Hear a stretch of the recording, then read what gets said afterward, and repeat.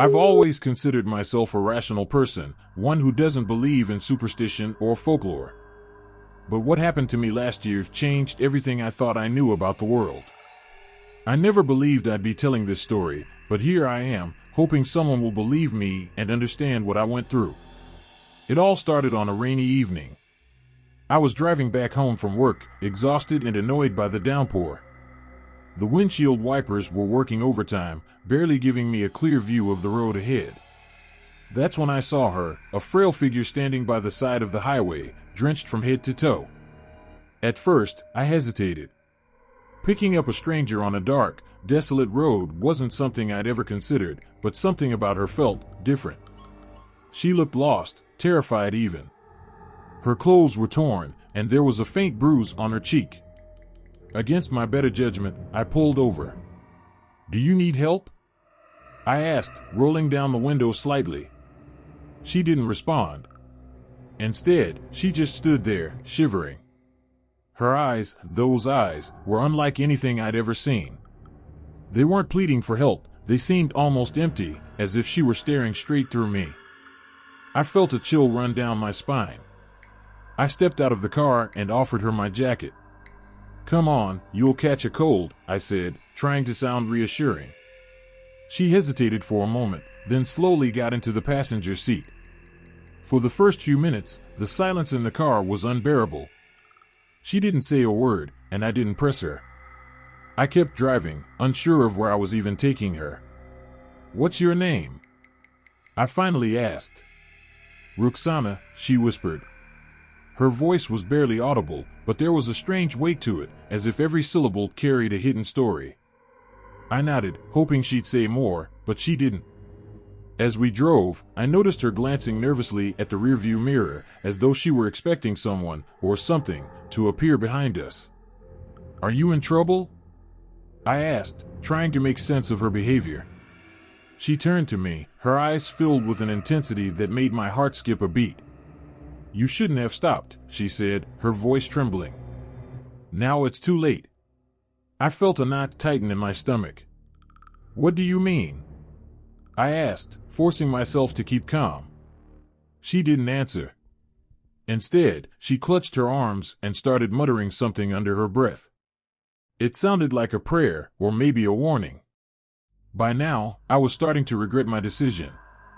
The rain was pouring harder, and the road ahead seemed to stretch endlessly into darkness. That's when I noticed the scratches on her arms, deep, angry marks that looked self-inflicted. "What happened to you?"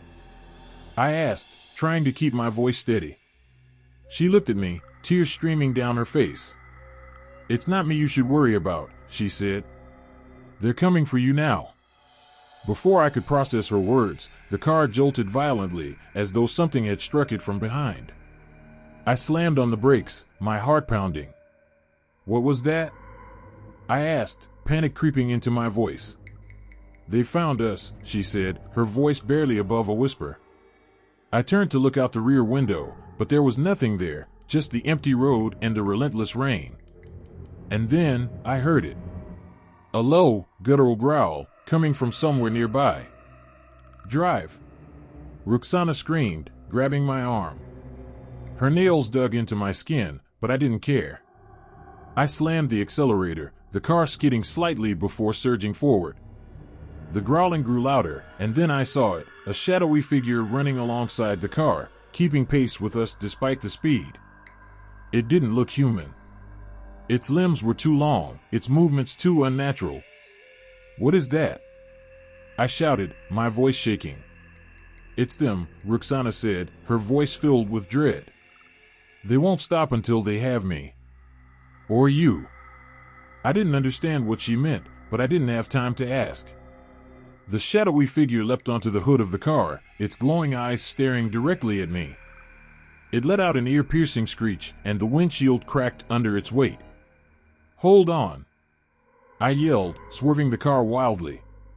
The creature slid off, disappearing into the darkness. But I knew it wasn't gone. Where do I go? What do I do? I asked Ruxana, desperate for answers. "There's a shrine," she said, her voice trembling. "Not far from here." If we can make it there, we might be safe. Might? I asked, but she didn't respond. The drive to the shrine felt like an eternity. The growls and screeches seemed to follow us, growing louder with every passing second. I could feel the car shaking, as if the very air around us was alive with malice. Finally, we reached the shrine, a crumbling, ancient structure hidden deep within the forest. As soon as we stepped out of the car, Roxana fell to her knees, chanting something in a language I didn't understand. The air grew colder, and I felt an overwhelming sense of dread. The shadows around us seemed to move, closing in. And then, I saw them, figures emerging from the darkness, their twisted forms unlike anything I'd ever seen. Roxana stood up, her eyes glowing with an eerie light. "Stay inside the circle," she said, pointing to a ring of symbols etched into the ground. I did as she said, watching in horror as she faced the creatures. They snarled and lunged at her, but the symbols seemed to hold them back. "What are they?" I asked, my voice barely audible. "Curses," she said. "Born from hatred, bound to darkness. And I'm their mother." Her words hit me like a thunderclap. I didn't understand how it was possible, but I could see the truth in her eyes. She wasn't just running from these creatures, she was connected to them. The night felt endless, but eventually, the creatures retreated, melting back into the shadows. Roxana collapsed to the ground, her strength seemingly drained. I wanted to help her, but she shook her head. "You need to leave," she said. "Forget about me. Forget about all of this." I wanted to argue, but deep down, I knew she was right. Whatever she was, whatever she carried, it wasn't something I could fight or understand. I drove away that night, leaving her and the horrors behind. But even now, I can't shake the feeling that I'm being watched, that the shadows are waiting for me to let my guard down. This wasn't just a nightmare. It was real. And it's something I'll carry with me for the rest of my life. I've always been skeptical about stories of curses, ancient rituals, and gods who demand sacrifices. Those were things you read about in books or watched in movies, not something you lived. But last summer, everything changed. What I'm about to share isn't just a story, it's a memory burned into my soul, a tale of blood, betrayal, and the wrath of forgotten deities. It all began when I accepted an invitation to visit my distant cousin's ancestral village in the hills. The place, Kumaranadu, was as beautiful as it was isolated. Rolling green landscapes, mist-covered hills, and an air of quiet mystery, it felt like stepping into a dream. Little did I know, that dream would soon become a nightmare. When I arrived at the sprawling ancestral mansion, I couldn't help but admire its grandeur. The house was built centuries ago, its architecture a mix of traditional Kerala design and ancient carvings that whispered tales of a forgotten past. My cousin, Dev, greeted me warmly, though there was something about his demeanor that seemed off. He seemed tense, his eyes darting toward the woods that surrounded the property. "Is everything okay?"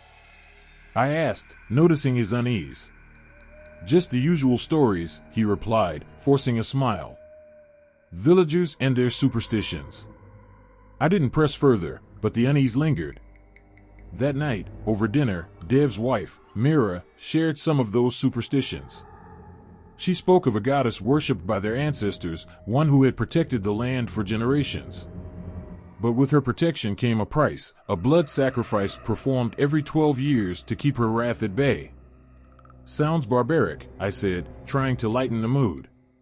"It's not just a story," Mira said, her voice trembling. "The goddess is real. And she's angry."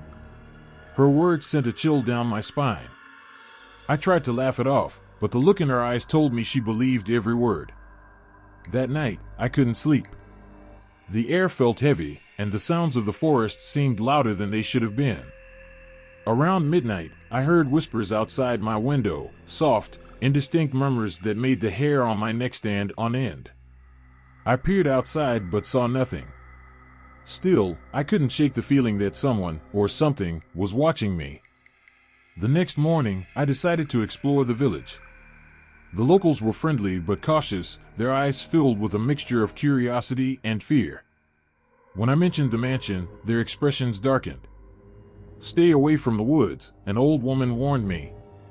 "And whatever you do, don't go near the temple." "What temple?" I asked, intrigued.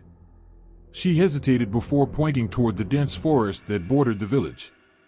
"It's forbidden," she said. "The goddess doesn't forgive trespassers." Naturally, my curiosity got the better of me. That afternoon, I ventured into the woods, ignoring the warnings.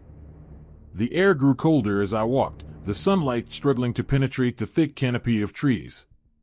Eventually, I came upon it, a crumbling stone structure covered in moss and vines. The temple. It looked ancient, its walls adorned with carvings of the goddess in her various forms. Her eyes seemed to follow me as I approached, their gaze both beautiful and terrifying. Inside, the air was stifling, and the faint scent of incense lingered, as if the place had been recently used. That's when I saw the altar, a slab of stone stained dark with what I hoped was centuries-old rust. But deep down, I knew better. The air was heavy with a sense of foreboding, and as I stepped closer, I felt the ground tremble ever so slightly. A whisper echoed through the temple. It wasn't a sound but a feeling, like someone speaking directly into my mind. "Leave," it said. "This is not your place." I stumbled back, my heart racing. For a moment, I thought I saw a figure, a shadowy form with glowing eyes, standing near the altar. But when I blinked, it was gone. I ran back to the mansion, my mind racing. That night, I confronted Dev and Mira.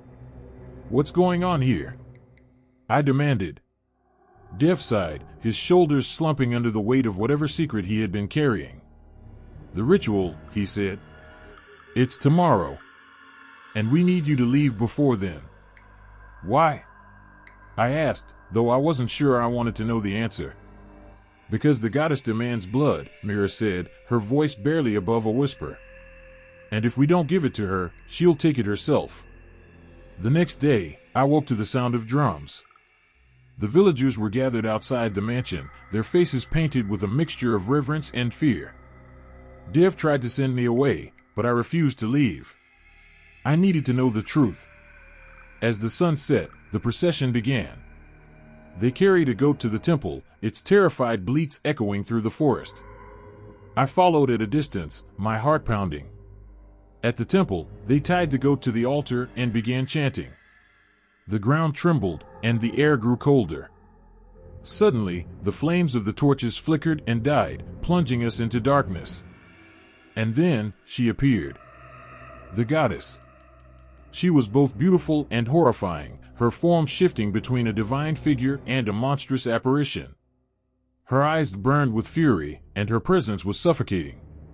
The villagers screamed and fled, but I couldn't move. She turned to me, her gaze piercing through my very soul. "Why have you come here?" she demanded, her voice echoing like thunder.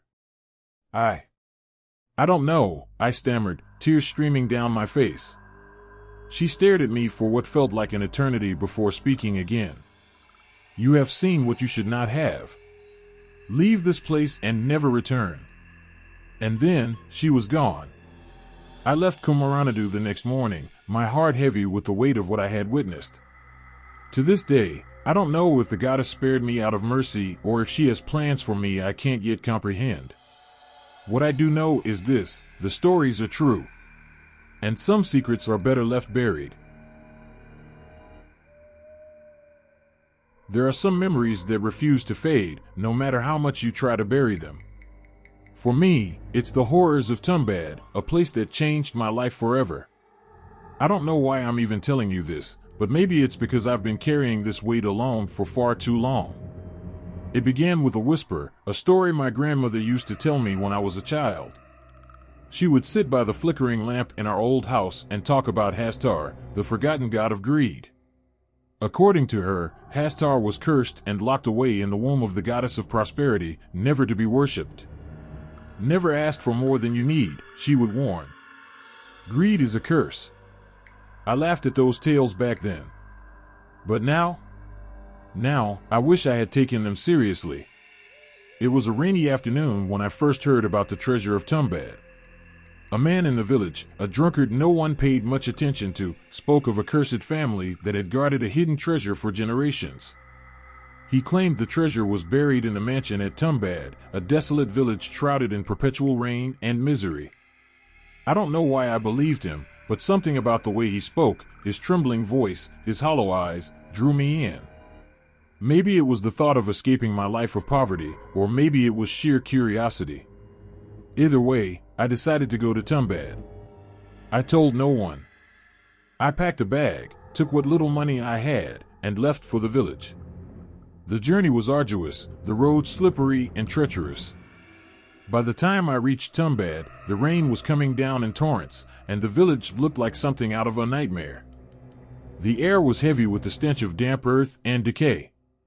The mansion stood on the outskirts, a crumbling relic of a bygone era. Vines and moss covered its walls, and its windows were shattered, like hollow eyes staring into nothingness. I pushed open the heavy iron gate, which groaned in protest, and stepped inside. The first thing I noticed was the silence. Not the kind of silence you find in peaceful places, but an oppressive, unnatural stillness that seemed to swallow every sound. The air felt thick, almost alive, and the shadows danced in ways that didn't make sense. I explored the mansion, my heart pounding in my chest. Every creak of the floorboards, every gust of wind, felt like a warning. And then, I found it, the entrance to the cellar. The cellar door was locked, but the rusted hinges gave way easily under the weight of my desperation. As I descended the narrow staircase, the air grew colder, and the stench of rot became unbearable. The walls were covered in strange carvings, symbols I couldn't understand, but felt instinctively were warnings. At the bottom of the staircase, I found a massive stone door. It was adorned with an intricate design of the goddess and Hastar, his emaciated figure clutching a bag of gold. My grandmother's words echoed in my mind, *, never ask for more than you need. *. I hesitated, but greed won over caution. I pushed the door open and stepped inside. The chamber was enormous, its walls covered in gold coins that glinted even in the dim torchlight. And there, at the center, was a pit, an endless abyss that seemed to pull at my very soul. I peered into the darkness, and that's when I saw him. Hastar. He was unlike anything I had ever imagined. His body was twisted, his skin stretched tight over his bones. His eyes glowed with a malevolent light, and his hands clutched the cursed bag of gold. He stared at me, his gaze piercing through me, as if he could see every dark thought, every ounce of greed in my heart. I should have run.